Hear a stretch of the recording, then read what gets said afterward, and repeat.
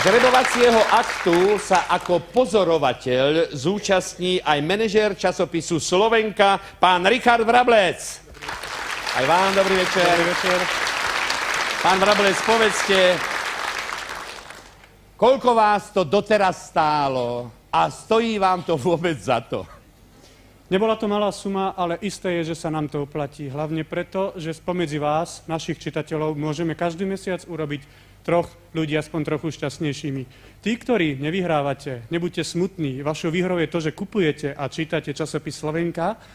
Nezabudnite, Slovenka je všade. Prosím, to je manažér. Ďakujem, moment. Nech sa páči, ujmite sa svoje funkcie pozorovateľa. To je kukér, alebo po slovensky ďalekohľad. No ja sa opýtam pána notára. Pán doktor, je všetko pripravené, v poriadku? Všetko v poriadku, môžeme začať. Môžeme začať, nech sa páči. A ideme žrebovať.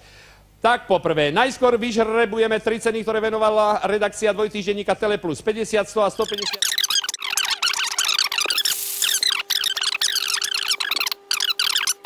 Ďakujem veľmi pekne. Pán Vrablec, nech sa páči.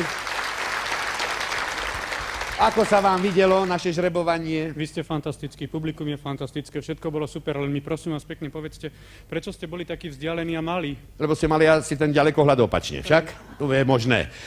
Za to Slovenka je pre nás vždy veľká. Pozdravujem dievčatá v redakcii. Ďakujeme.